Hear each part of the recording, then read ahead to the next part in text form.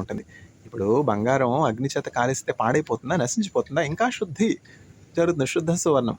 వెండి అగ్నితో కాలిస్తే పాడైపోతుందా? ఇంకా శుభ్రం చేయబడుతుందా? ఇంకా శుద్ధీకరించబడుతుందా? అట్లా మన పని వెండి చేత, బంగారం చేత చేయబడిందిగా ఉన్నట్లయితే దేవుని అగ్ని చేత కాల్చబడినప్పుడు నిలుస్తూ ఉన్నది. మన పరిచర్య ఎట్లా ఉన్నదో మనం చేసే పరిచర్య మన పేరు పెట్టుకోవచ్చు. ఎల్షడాయ్ అని, ఈ పేరని, ఆ పేరని పెట్టుకోవచ్చు మన పరిచర్యలకి. అయితే దేవుని రాకడ సమయంలో ఆయన తన అగ్ని చేత మన పనిని పరీక్షించినప్పుడు ఎవరి పని అయితే నిలిచి ఉంటుందో వారు దేవుని నుండి ప్రతిఫలం పొందుకుంటారు. Behold, I am coming soon to prepare to everyone according to their deeds. The wages that I have prepared to give to everyone are with me. I am coming soon. ఇదిగో నేను త్వరగా వచ్చుచున్నాను. ప్రతి వాని కొరకు నేను సిద్ధపరిచినటువంటి జీతం, వాని క్రియలను బట్టి వానికి ఇచ్చుటకు నేను సిద్ధపరిచినటువంటి జీతం నా యొద్ద ఉన్నది. చూస్తారా, మన పని ఎట్లా ఉందో మనం ఆలోచించుకోవాలి. కుమ్మరివాని కొండగా ఉందా? కుమ్మరివాని కొండ అయితే కింద పడితే పగిలిపోతుంది. మన పని చెక్కతో కలపతో చేసిందిగా ఉందా? దేవుని అగ్ని చేత కాలిపోతుంది. మన పని బంగారంతో వెండితో చేయబడిందా?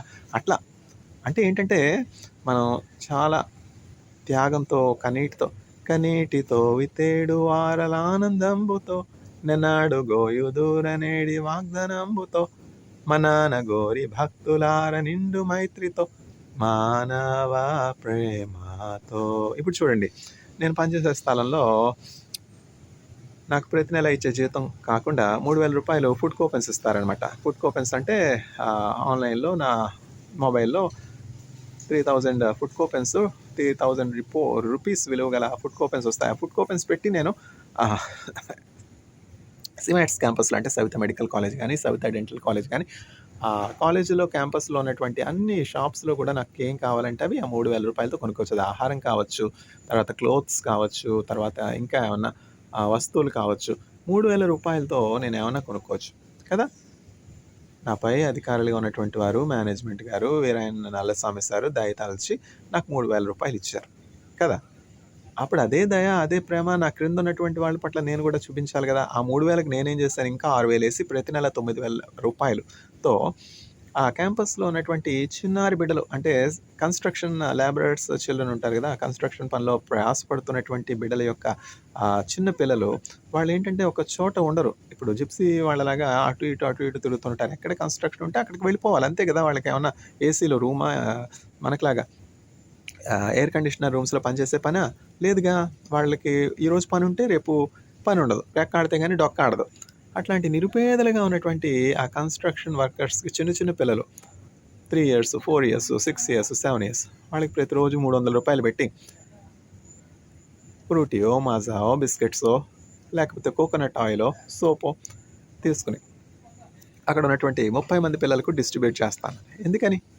కొంతమంది మత ప్రచారం అనవచ్చు, కొంతమంది మత మార్పిడి అనవచ్చు, కొంతమంది ఏమైనా పేర్లు పెట్టుకోవచ్చు. అందువల్ల మనం ఏమి చింతించిన అవసరం లేదు. మన హృదయం శుద్ధిగా ఉన్నదా? మనము దేవుని ప్రేమ నిష్కపటమైనటువంటి హృదయంతో చూపుతున్నామా?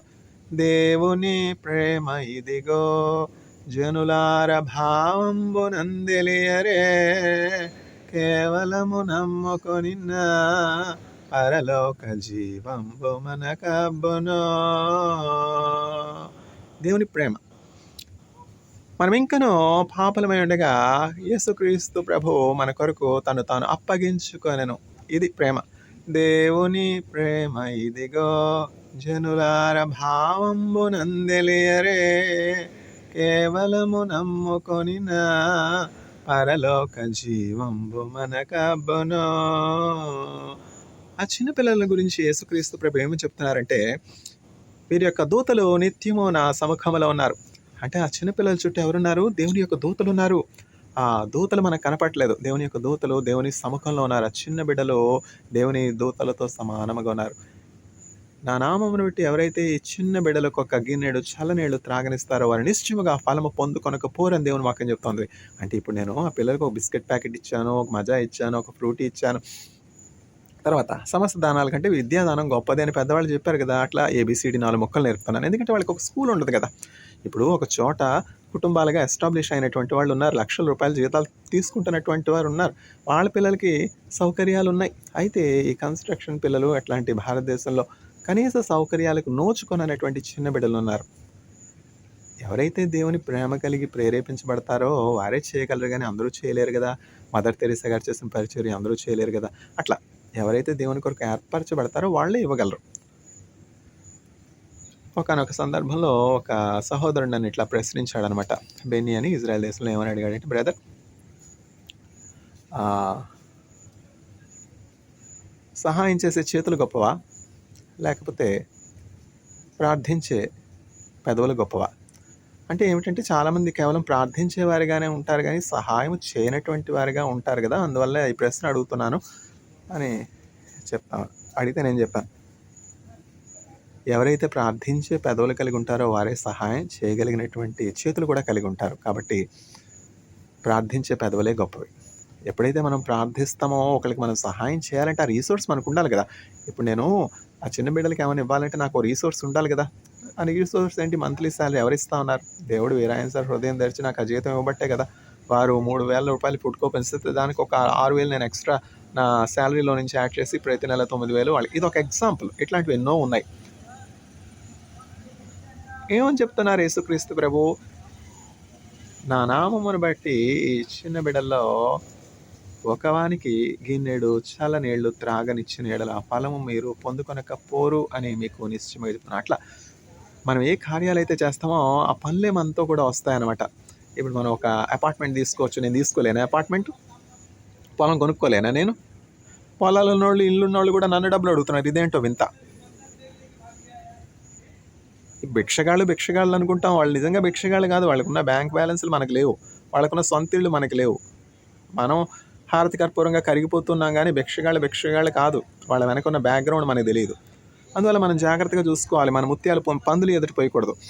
అందువల్ల సారం ఏమిటంటే, bless the name of the Lord O my soul, నా ప్రాణమా యెహోవాను సన్నిధించు. అట్లా దేవుడు చేసినటువంటి ఉపకారాలన్నీ జ్ఞాపకం చేసుకుని మనం దేవుని వాక్యాన్ని ధ్యానిస్తూ యేసుక్రీస్తు ప్రభు నామాన్ని మహింపరిచినప్పుడు ఆయన రాకడలో మనం ఆయన చేత జ్ఞాపకం చేసుకొనబడతాము. పరలోకంలో నిత్య నివాసములో మన కొరకు దేవుడు సిద్ధపరిచినటువంటి ఆ పరలోక గృహంలో మనం యుగాలు తరతరాలు దేవునితో కూడా జీవిస్తాం. ఇజ్రాయెల్ ఎంత వాస్తవమో, as the existence of Israel is real, so the existence of heaven is real. There can be no doubt about the existence of God or existence of heaven. We need to continue to do good without getting tired. May the Lord bless the audience. Amen.